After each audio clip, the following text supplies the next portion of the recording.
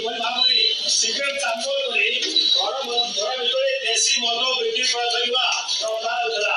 ପୁରା ଯେତେବେଳେ ସାମ୍ନା ପଡ଼ିବା ଯେ କିଭଳି ଭାବରେ ଘର ଭିତରେ ଗୋଟିଏ ସିଗାରେଟ ଚାମ୍ବର ଥିଲା, ସୁରଙ୍ଗ ଥିଲା, ଆଉ ସୁରଙ୍ଗ ଭିତରେ କିଭଳି ଭାବରେ ମଦ ବିକ୍ରି କରାଯାଉଥିଲା ତାର ମଧ୍ୟ ଆମେ ଚିତ୍ର ଦେଖେଇବା।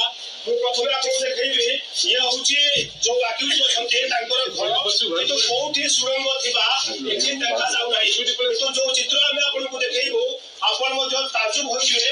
ଯେତେବେଳେ ଅବକାରୀ ଟିମ୍ ଘରେ ପହଞ୍ଚିଲା ଆଉ ଟେବୁଲକୁ ଆପଣ ସାଇଡ୍ କରାଗଲା ତା ପରବର୍ତ୍ତୀ ମୁହୂର୍ତ୍ତରେ ସାମ୍ନାକୁ ଆସିଲା ସୁରଙ୍ଗ ଚିତ୍ର, ଅର୍ଥାତ୍ ଇଏ ହଉଛି ସିଗାରେଟ ଚାମ୍ବର, ଯାହାକୁ ଆମେ ଖୋଲିବା ଚେଷ୍ଟା କରିବା। ଏବଂ ଏ ଯୋଉ ସିଗାରେଟ ଚାମ୍ବର ରହିଛି ଏ ଚାମ୍ବରକୁ କିମ୍ବା ଚାମ୍ବର ଭିତରେ ଯୋଉ ଚିତ୍ର ରହିଛି ଯାହାକୁ ଦେଖିଲେ ଆପଣ ମଧ୍ୟ ଆଶ୍ଚର୍ଯ୍ୟ ହୋଇଯିବେ। ଆମେ ମଧ୍ୟ ଦର୍ଶକଙ୍କୁ ଦେଖେଇବା ଯେ ଜଣେ ବ୍ୟକ୍ତି କିଭଳି ଭାବରେ ଘର ଭିତରେ ଘର ଭିତରେ ସିଗାରେଟ ଚାମ୍ବର ଅଛି ଆଉ ଚାମ୍ବର ଭିତରେ ଚିତ୍ର ଦେଖିବା ଯେ କିଭଳି ଭାବରେ ଏ ଚାମ୍ବର ଭିତରେ ଚାଲିଥିଲା ଦେଶୀ ମଦ କାରବାର। ପୁରା ଚିତ୍ର ଆମେ ଆପଣଙ୍କୁ ଦେଖାଉଛୁ ଯେ ଗୋଟିଏ ଘର ଭିତରେ ସୁରଙ୍ଗ ତିଆରି କରି ସିଗାରେଟ ଚାମ୍ବର ଜରିଆରେ କିଭଳି ଭାବରେ ଦେଶୀ ମଦ ତିଆରି କରାଯାଉଥିଲା ତାହାର ଚିତ୍ର ଆମେ ଆପଣଙ୍କୁ ଦେଖାଉଛୁ। ଇଏ ହଉଛି 200 ଫୁଟିଆ ରାସ୍ତା କଡ଼ରେ ଥିବା ଗୋଟିଏ ବସ୍ତି, ଯୋଉ ବସ୍ତିରେ ଏଭଳି ଭାବରେ ଦେଶୀ ମଦ ତିଆରି କରାଯାଉଥିଲା।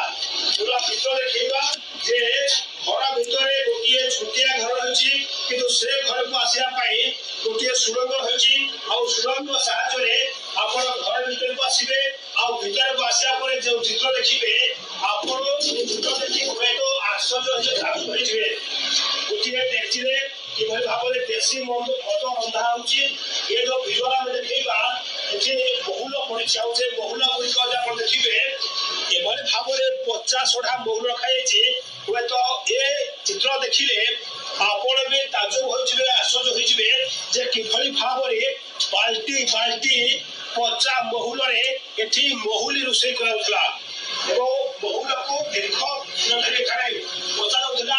ତା ପରବର୍ତ୍ତୀ ମୁହୂର୍ତ୍ତରେ ଏଠି ମାନେ ଦେଶୀ ମଦ ତିଆରି କରୁଥିଲେ। ଚିତ୍ର ସାମ୍ନାକୁ ଆଣିବା ଯଦି କହିବା ଏ ଯୋଉ ମହୁଲ ରହିଛି ଏ ଏଭଳି ଭାବରେ ପଚାଯାଉଛି ଯୋଉମାନେ ମହୁଲି ପିଇବେ ସେମାନଙ୍କ ହୋସ୍ ଉଠିବ, ସେମାନଙ୍କ ଦେହ ମଧ୍ୟ ଖରାପ ହବ। ଆଉ ଗୋଟେ ଚିତ୍ର ଦେଖେଇବା ଯେ କିଭଳି ଭାବରେ ସେଠି ଚାଲୁଥିଲା ଦେଶୀ ମଦ ରୋଷେଇ ଚାଲିଥିଲା।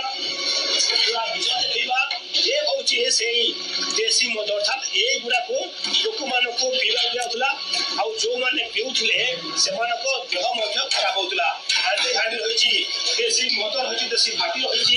ଆଉ ଏ ଭିତରେ ଏବେ ଯେହେତୁ ଅବକାରୀ ବିଭାଗ ଚଢାଉ କରିଛି ଆଉ ଚଢାଉ ବେଳେ ଏ ସବୁ ଚିତ୍ର ସାମ୍ନାକୁ ଆଣିଛି କିଭଳି ଭାବରେ ଏଠି ଦେଶୀ ମଦ ରୋଷେଇ କରାଯାଉଥିଲା।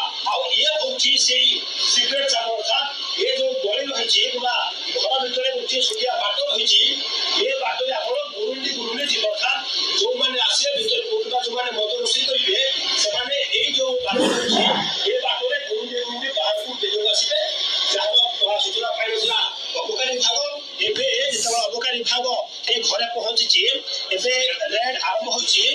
ରେଡ୍ ସମୟରେ ଯୋଉ ଚିତ୍ର ସାମ୍ନାକୁ ଆସିଲା ଯାହାକୁ ଆମେ ଆପଣଙ୍କୁ ଦେଖାଉଛୁ ଏ ଚିତ୍ର ଦେଖିଲେ ଆପଣ ମଧ୍ୟ ଆଶ୍ଚର୍ଯ୍ୟ ହୋଇଯିବେ ଯେ ବିଶେଷ କରି ଗୋଟିଏ ଘର ଭିତରେ ସିଗାରେଟ ଚାମ୍ବର କରି କିଭଳି ଭାବରେ ଦେଶୀ ମଦ ରୋଷେଇ ହଉଥିଲା ତାହାର ମଧ୍ୟ ଚିତ୍ର ଆମେ ଆପଣଙ୍କୁ ଦେଖାଉଛୁ। ଅଧିକ ଆଲୋଚନା କରିବା କିଭଳି ଭାବରେ କି ଚାଲିଥିଲା ଦେଶୀ ମଦ ତାର ଆପଣଙ୍କୁ ସ୍ୱାଗତ ଜଣାଉଛି। ଗୋଟିଏ ନୂଆ ଜିନିଷ ଆମେ ଦେଖିଲୁ ଯେ ଘର ଭିତରେ ସିଗାରେଟ ଚାମ୍ବର ଥିଲା, ଚାମ୍ବର ଭିତରେ ମଦ ବିକ୍ରି ହଉଥିଲା। କେବେଠାରୁ ବିକ୍ରି ହଉଥିଲା, ଆକ୍ୟୁଜ କିଏ, କଣ ଅଧିକ ତଥ୍ୟ ରହିଛି? ଏଇଟା ଆମର ଅବକାରୀ ଷ୍ଟେସନ ରହିଛି ଏଠି 2 ନମ୍ବର ଷ୍ଟେସନ ବାଲା ଏଟାକୁ ବହୁତ କଷ୍ଟରେ ପାଖାପାଖି ଘଣ୍ଟାଟେ ସାର୍ଚ୍ଚ କଲା ପରେ ଏଇ ଯୋଉ ସିଗାରେଟ ଚାମ୍ବରଟି ତାଙ୍କୁ ଖବର ମିଳିଥିଲା ଯେ କିଏ ଜଣେ ଏଠି ରୋଷେଇ କରୁଛନ୍ତି। ତ ପ୍ରଥମେ ଜଣେ ଆସିଥିଲେ, ସେମାନେ ବି ତାଜୁବ ହେଇଥିଲେ ଯେ ଘରେ ତ କିଛି ନାହିଁ, ମନ ଇଏ ନାହିଁ, କିନ୍ତୁ ବହୁତ ଖୋଜାଖୋଜି କଲା ପରେ ସେମାନେ ବୋଧେ ହତାଶ ହେଇଯାଇଥିଲେ ଯେ କିଛି ତ ନାହିଁ, ବୋଧେ ଫଲ୍ସ ଖବର ଥିବ କହିକି। କିନ୍ତୁ ଅଲ୍ଟିମେଟଲି ତାଙ୍କ ଉପସ୍ଥିତ ବୁଦ୍ଧି ଲଗେଇ ଦେଖୁଛନ୍ତି ଯୋଉ ପଢା ଟେବୁଲ ଗୋଟେ ଡ୍ରୟର ଭଳିଆ ଦେଖାଯାଉଛି ସେଟାକୁ ଟଚ୍ କଲା ପରେ ସେମାନେ କେତେ କଣ ତାକୁ ଗୋଟେ ତାଙ୍କର ଇନଟ୍ୟୁସନ ନେଇକି ତାକୁ ଖୋଲିଲା ବେଳକୁ ସେ ଗୋଟେ ଡ୍ରୟର ନଥିଲା, ସେଟା ଗୋଟେ ସିଗାରେଟ ଚାମ୍ବର ଥିଲା ଯୋଉଟା କି ଆପଣ ଦେଖିପାରୁଛନ୍ତି। ସେ ଭିତରେ ପୁରାପୁରି ଗୋଟେ ଭାଟି ଇଲିଗାଲି ସେମାନେ ଚଲେଇଛନ୍ତି। କେବେଠାରୁ ଚାଲିଥିଲା ଦେଶୀ ମଦ ଭାଟି? ଇଏ ତ ଆମକୁ ରିସେଣ୍ଟଲି ଏଇ ଖବରଟା ଆମେ ପାଇଲୁ। ଏ ଯୋଉ ଗଲା 7 ଦିନ ତଳେ ଆମେ ଏଠି ଗୋଟେ ସଭାର ନେଟ୍